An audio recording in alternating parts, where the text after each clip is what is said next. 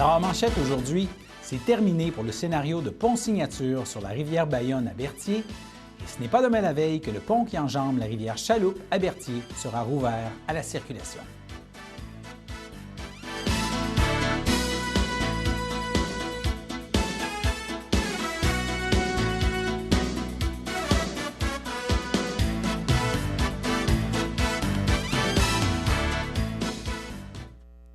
Bonjour mesdames, messieurs, mon nom est François Robert et bienvenue à votre bulletin d'information régionale du mardi 25 février. Alors ce matin, les médias et les politiciens de la région étaient conviés au bureau du ministère des Transports à Repentigny pour en apprendre plus sur les investissements prévus au cours des prochaines années par le ministère des Transports dans la région de Lanaudière. C'est le ministre de l'Économie et de l'Innovation et ministre responsable de la région de Lanaudière au sein du gouvernement québécois, Pierre Fitzgibbon, qui a procédé à l'annonce au nom de son collègue ministre des Transports, François Bonnardel. En bref, c'est plus de 112 millions qui seront investis d'ici 2022 dans une multitude de chantiers. Et malgré cette somme, ce n'est qu'une partie des demandes des élus locaux et surtout une partie des besoins de réfection de routes et de ponts qui seront réalisés d'ici 2022. En entrevue après le point de presse, le ministre Fitzgibbon a reconnu qu'il a fallu prioriser certains projets par rapport à d'autres, on peut l'entendre. Oui, mais on voulait carrément adresser l'enjeu qui était discuté depuis longtemps. L'autre pont, mais ça va être un peu plus tard. Il faut évidemment prioriser des dossiers. La MTQ a des dossiers sur la table à dessin qui sont énormes. Alors, je pense qu'avec M. Bonnardel, mon collègue ministre, on a fait une purge de ce qui devait être fait dans les prochains 2 ans. Alors, les autres dossiers, on les regarde quand même sur la planche à dessin, puis on va les céduler un peu plus tard.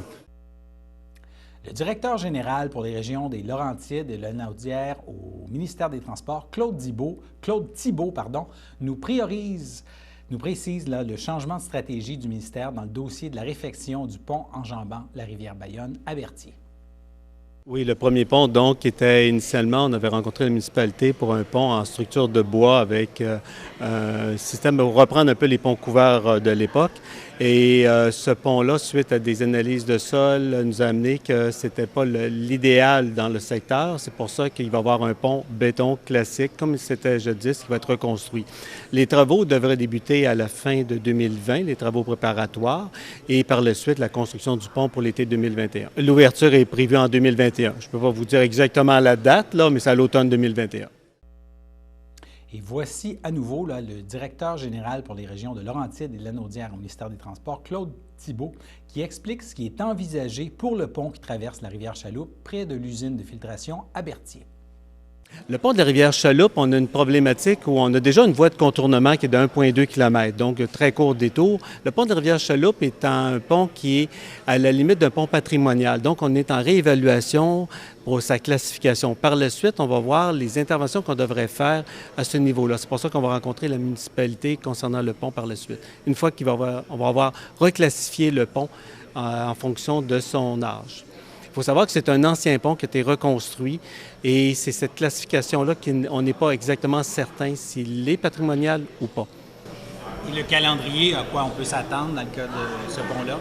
C'est sûr et certain qu'en date d'aujourd'hui, compte tenu du faible détour 1,2 km, il n'est qu'en planification. Donc, je ne peux pas vous annoncer, ça veut dire qu'il est dans nos cartons pour les 5 prochaines années. Est-ce qu'il va être réalisé dans 3 ans, dans 4 ans, dans 5 ans? Je ne peux pas vous le confirmer. Il est actuel. L'étude, c'est au courant de 2020. Donc, cet été, on va pouvoir rencontrer la mairesse à qui j'ai justement confirmé un rendez-vous. Alors, parmi les gens qui souhaitent ardemment que ces 2 ponts soient réparés et rouverts à la circulation dans les plus brefs délais, on ne retrouve pas seulement des cyclistes qui les empruntaient avant leur fermeture, pas seulement non plus des résidents du secteur qui doivent faire des détours, on retrouve aussi au premier chef la mairesse de Berthier, Suzanne Nantel, qui n'était que partiellement satisfaite de l'annonce faite ce matin. On l'écoute. En partie, je vous dirais. C'est pas le premier engagement que le gouvernement prend pour refaire le pont de la rivière Bayonne. Je peux comprendre là, à la réponse aux questions que j'ai posées à M. Thibault, qui est de la direction régionale du ministère, que puisque ce n'est plus un pont signature comme initialement c'était prévu, bien, j'ai comme compris qu'on remet le metteur à zéro. Et on reprend tout le processus. Alors, L'annonce qu'on avait eue l'année passée des travaux en 2020 et de la construction en 2021 semble encore être à jour là-dedans. Pour la rivière Chaloupe, est-ce que vous êtes déçu? Bien, je m'attendais un petit peu, c'est tout récent, là, la rivière Chaloupe, qu'on a fait des interventions. Je vous dirais que si on compare à 2008, le pont de la Bayonne, là, qui depuis 2008, on attendait sa reconstruction. Celui de la rivière Chaloupe, c'est 2015. Il a été fermé à la circulation en 2016. Mais écoutez, j'ai bon espoir avec le fait que le pont est classé au niveau de l'inventaire de la MRC comme patrimonial, que d'une part, Mme Proulx est sensibilisée à la situation puisque ça brise le chemin du roi et qu'elle est responsable du tourisme dans notre région. Alors, j'ose espérer que les choses vont avancer. Donc, vous allez continuer de faire pression pour que ça bouge rapidement? Tout à fait. Je me dis, est-ce que les nombreuses interventions ont porté fruit? Peut-être, mais on ne laissera pas tomber la serviette. On va continuer à mettre les pressions et les interventions qui sont requises pour mener à terme ces deux dossiers-là. Alors, parmi les autres travaux qui sont fréquemment réclamés dans le secteur, il y a aussi l'élargissement de la route 138 entre la fin de Lavaltrie et Sainte-Geneviève-de-Berthier, notamment dans le secteur de Lanoraie. Et le maire de Lanoraie, Gérard Jean, est d'ailleurs un de ceux qui réitèrent cette demande fréquemment au ministère des Transports du Québec et à la députée de Berthier, Caroline Proulx. Le directeur général pour les régions de Laurentides et de Lanaudière au ministère des Transports, Claude Thibault, explique le cheminement de ce dossier. Concernant la piste cyclable qui est demandée par le maire de Lanoraie et de Lavaltrie, c'est sur le long du chemin du Roi. Effectivement, nous, on a plus de 60 propriétés dont on doit faire l'acquisition pour élargir cette route-là. Le processus est actuellement en cours. Les propriétaires sont rencontrés de façon graduelle et on passe en stade d'expropriation de gré à gré en premier et d'expropriation pour la bande de terrain qu'on a besoin pour pouvoir effectuer l'élargissement de la route qui est extrêmement mince à certains endroits et difficile pour les cyclistes. Donc, le processus est déjà en cours pour l'acquisition des terrains, qui est la première étape avant d'arriver avec la réalisation d'un projet. Ça dépend de la finalité des ententes. Un gré à gré peut se régler très rapidement. Lorsqu'on va parler d'expropriation, il y a un processus qui peut prendre de 18 à 24 mois. Et par la suite, là, on va pouvoir parler de processus de réalisation, plan de vie, appel d'offres, réalisation. Donc, on ne peut pas vous avancer encore un calendrier tant que les acquisitions ne sont pas complétées. Nous avons aussi tenté de savoir si d'autres travaux d'amélioration de la route menant au traversier à Saint-Ignace-de-Loyola sont prévus. Avec les travaux prévus au pont-tunnel, on peut s'attendre à beaucoup de trafic en chemin vers le traversier à Saint-Ignace-de-Loyola. La route, est-ce qu'en ce moment, elle est capable de prendre beaucoup plus de trafic? C'est loin d'être sûr. Est-ce qu'il va y avoir des travaux qui vont être faits là? Monsieur Claude. Oui, donc on va parler d'une problématique d'abord de pavage qu'on a eu l'été passé, que vous avez vu, donc ce qu'on appelle un pelage, le dessus du pavage Levesque. On a fait certaines interventions, on va faire des interventions plus lourdes. Actuellement, on n'a pas encore une date pour un réaménagement des routes. On va faire l'entretien des routes, on va lui donner son confort de roulement, mais il n'y a pas actuellement de projet de reconstruction ou d'élargissement. L'analyse est en cours toujours pour la volumétrie, qui est toujours croissante dans la Naudière, mais je ne peux pas vous confirmer une date non plus pour une reconstruction de la route elle-même quant à sa largeur. Alors, nous continuerons bien sûr de suivre les travaux du ministère des Transports dans la région. Politique municipale maintenant. Hier, nous avions eu la confirmation officielle de la victoire de José Leclerc à l'élection partielle de dimanche à Sainte-Élisabeth. Depuis, nous avons aussi eu la confirmation officielle pour le décompte des voix. Alors, son adversaire, David Frappier, a obtenu 56 votes, alors que la gagnante, José Leclerc, en a obtenu 285. Et le taux de participation pour cette élection partielle a été de 31 %. Alors voilà qui est précisé et nous passons maintenant à notre première pause. Oui, je l'avoue. Avant, j'étais un recyclo-sceptique. Je croyais juste au vidange. Je pratiquais même le gaspillage. Je croyais pas du tout aux bienfaits du recyclage, mais maintenant, j'ai compris qu'on peut donner une deuxième vie à nos vidanges. Oui, une deuxième vie. Donc, si vous aimez vraiment vos déchets, faites comme moi. Donnez-leur une deuxième vie. Hein? Voyons, patin, que c'est ça, là? Fait que c'est ça. Pas gaspiller, c'est pas compliqué, OK, là? C'est ce qu'ils m'ont reconnu. Hein? Il bâtin. Oh, mon homme. Hey.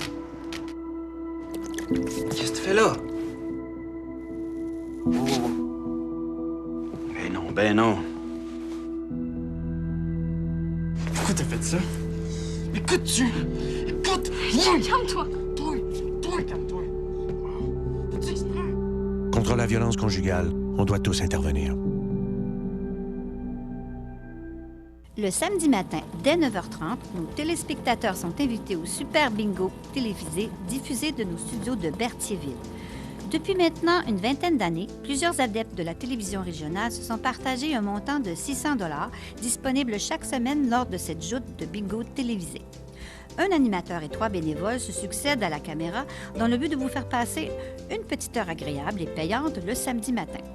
On peut se procurer les cartes de jeu chez les dépositaires autorisés participants, c'est-à-dire à Berthierville, le dépanneur Formule 1 rue Gilles Villeneuve, le marché IGA Extra sur la rue Gabrielle Brissette, le marché Métro rue Notre-Dame, la pharmacie Proxime rue Frontenac, le garage Pétroté sur la rue Gilles Villeneuve et à Saint-Ignace de Loyola, le marché Aldo rang Saint-Michel, le dépanneur Le Magasin Esso sur le chemin de la Traverse. C'est un rendez-vous tous les samedis matins à 9h30 sur les ondes de CTRB, votre télévision régionale et communautaire.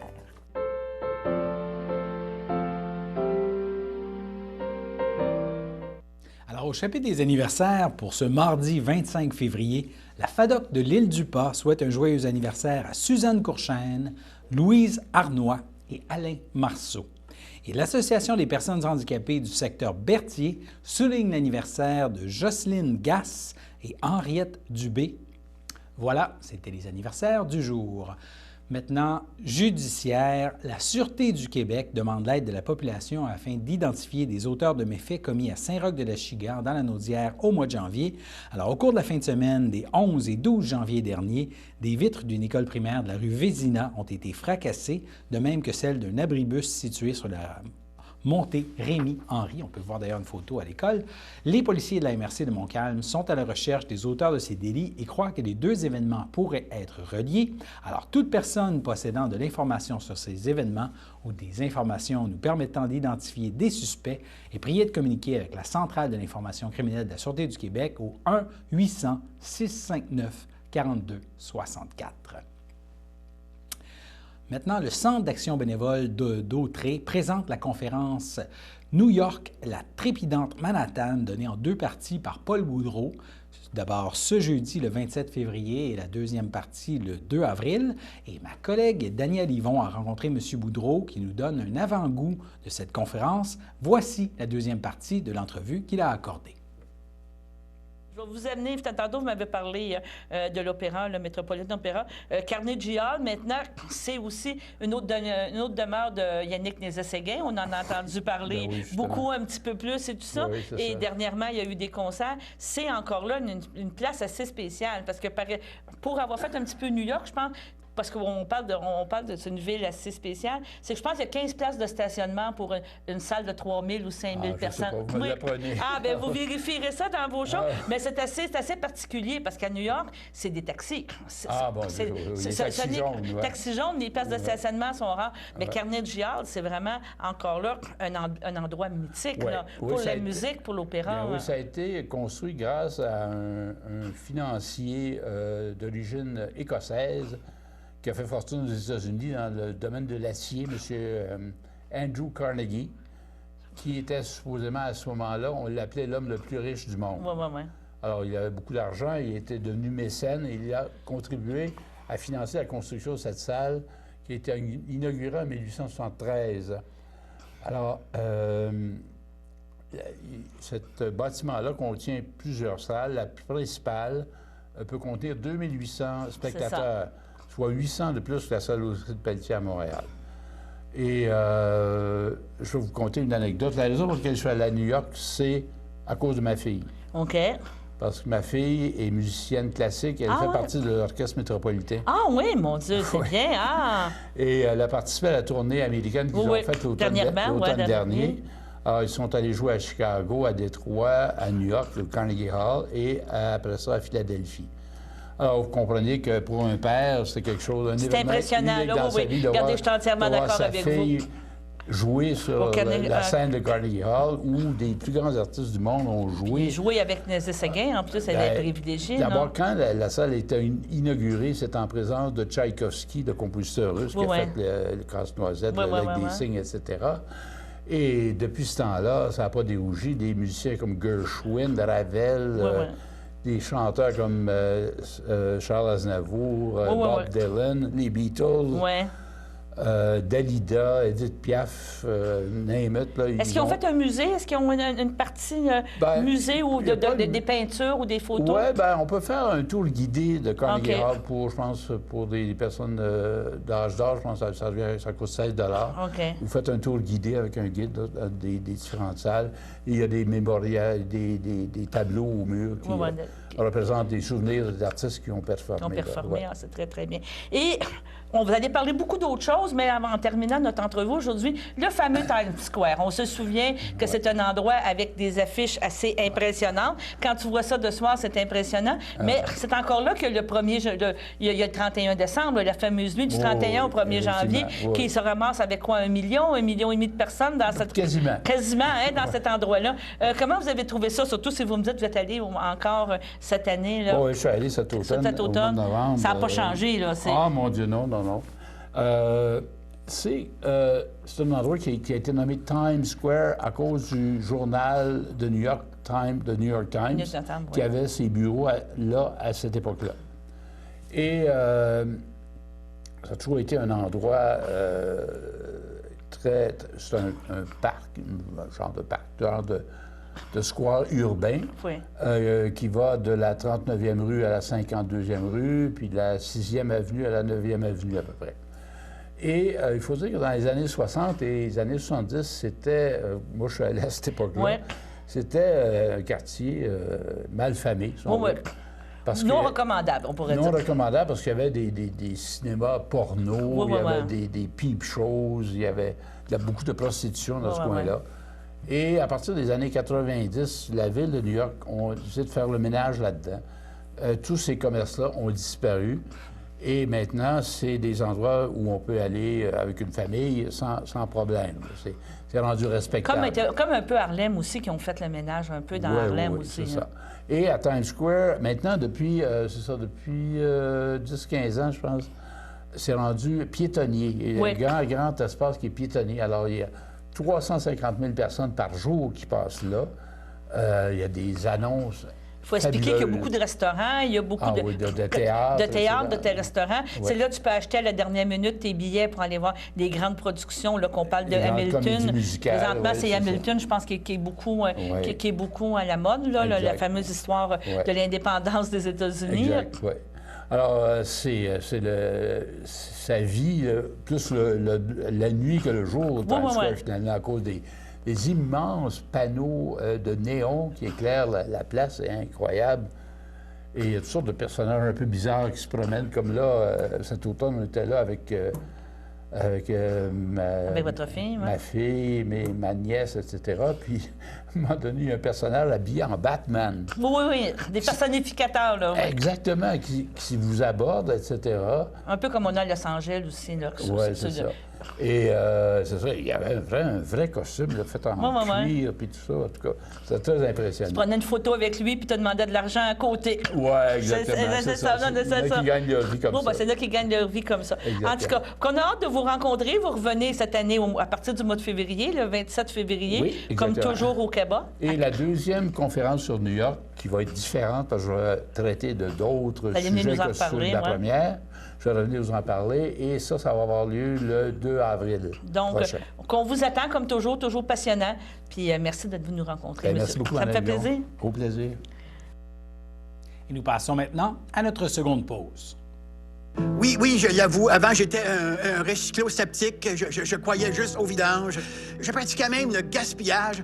Je croyais pas du tout au bienfait du recyclage, mais maintenant, j'ai compris qu'on peut donner une deuxième vie à nos vidanges. Oui, une deuxième vie. Donc, si vous aimez vraiment vos déchets, faites comme moi. Donnez-leur une deuxième vie. Hein? Voyons, patin, que c'est ça, là? Fait que c'est ça. Pas gaspiller, c'est pas compliqué, OK, là? C'est qui m'ont reconnu? Hein? Il bâtin. Oh, mon homme. Hey, fais là? Oh. Ben non. Pourquoi t'as fait ça? Écoute-tu? Écoute! Calme-toi! Toi, calme-toi! Fais-tu exprès? Contre la violence conjugale, on doit tous intervenir. La Victoire de l'amour fête ses 25 ans et CTRB vous convie à un merveilleux spectacle auquel participeront des artistes comme Natacha Saint-Pierre, Mélissa Bédard, Sœur Angèle, Marcia Pilote et plusieurs autres artistes talentueux. Le tout aura lieu le 6 juin prochain en après-midi à la salle Maurice O'Brady de Sherbrooke. Le départ se fera en autocar de Berthierville à 9 h et le prix du billet est de 99 $, incluant un repas au buffet des continents.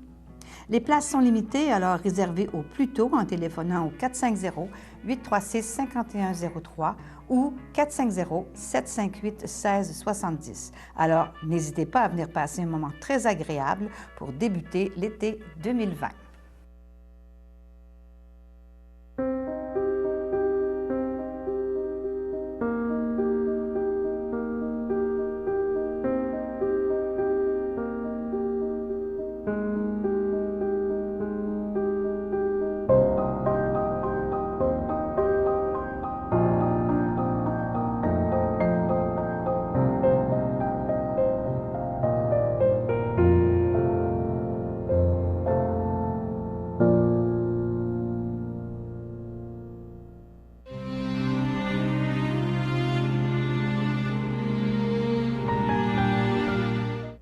Au CHDL de Saint-Charles-Borromée, le 8 février, à l'âge de 74 ans, est décédé M. Bernard Coulombe, conjoint de Mme Monique Pellan, demeurant à Joliette et autrefois de Berthierville.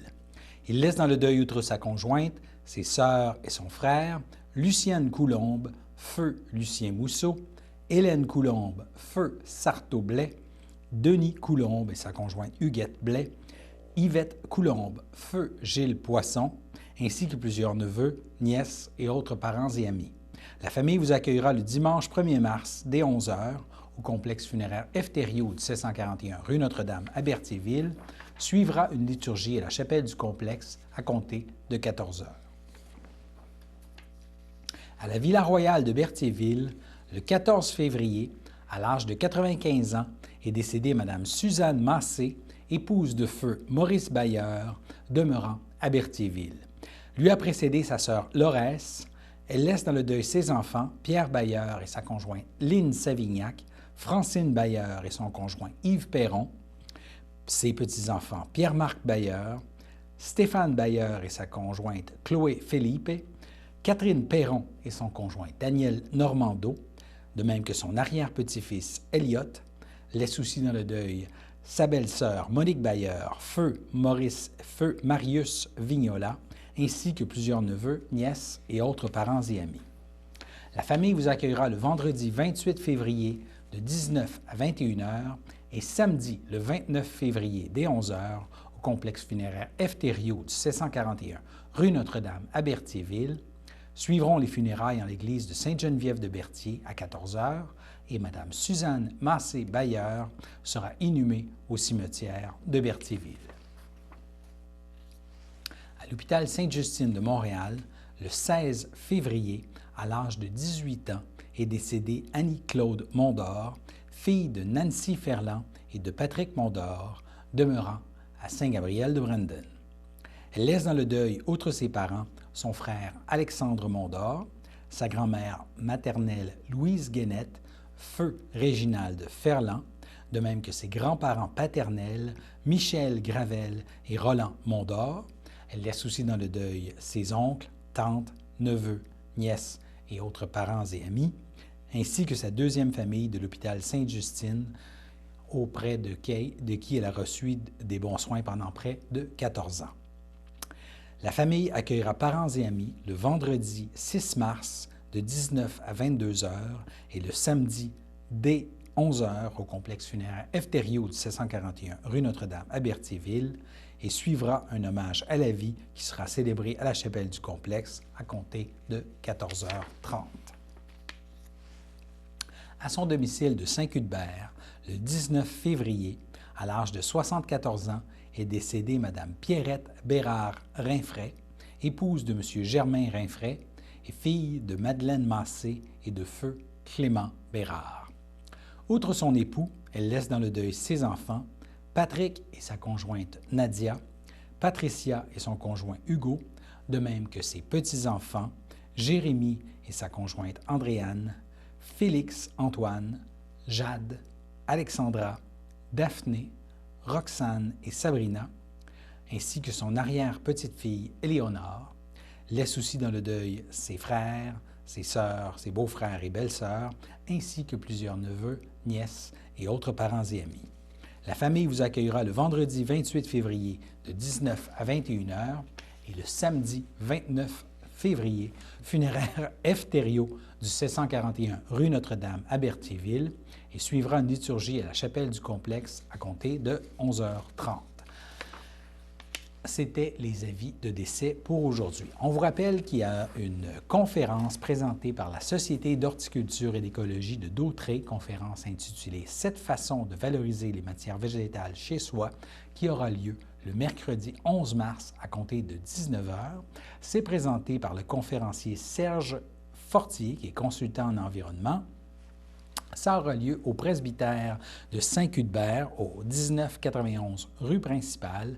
Alors, pour les gens qui sont membres, la carte annuelle est 20 $. Ça vous donne droit, entre autres, à cette conférence.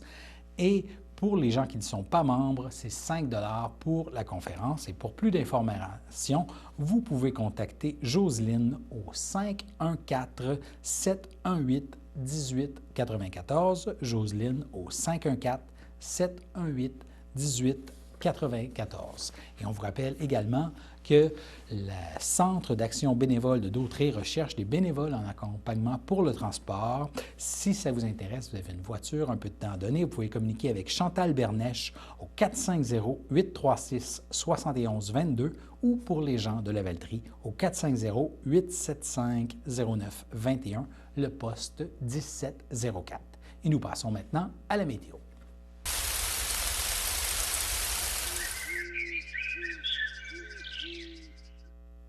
Alors, mardi soir, des passages nuageux sont prévus avec un mercure de -1. Dans la nuit de mardi à mercredi, le ciel sera variable avec un mercure de -4. Pardonnez-moi. Mercredi matin, ce sera plutôt nuageux avec une température de -3 et de la faible neige débutera en après-midi, mercredi, alors qu'environ 1 cm de neige mouillée, qui pourrait être mouillée, là, pourra tomber car il fera autour du point de congélation et le mercure descendra légèrement en soirée et la neige se poursuivra. Alors voilà, c'était vos informations sur les ondes de CTRB. Revenez-nous demain pour un autre bulletin de Nouvelles régionales. Merci.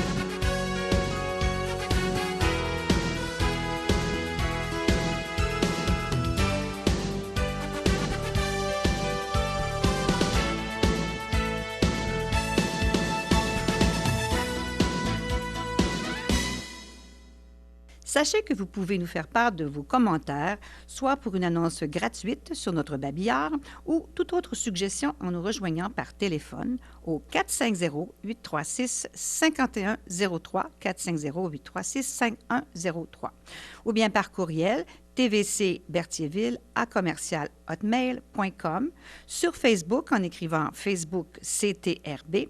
Et surtout, n'hésitez pas à visiter notre chaîne YouTube afin d'y retrouver une grande partie de notre programmation sur YouTube CTRB. Les émissions sont classées par catégorie, vous permettant de chercher moins longtemps. Vous pouvez aussi cliquer sur le rectangle rouge « S'abonner » pour être à l'affût des dernières émissions enregistrées. Valérie, c'est une petite fille en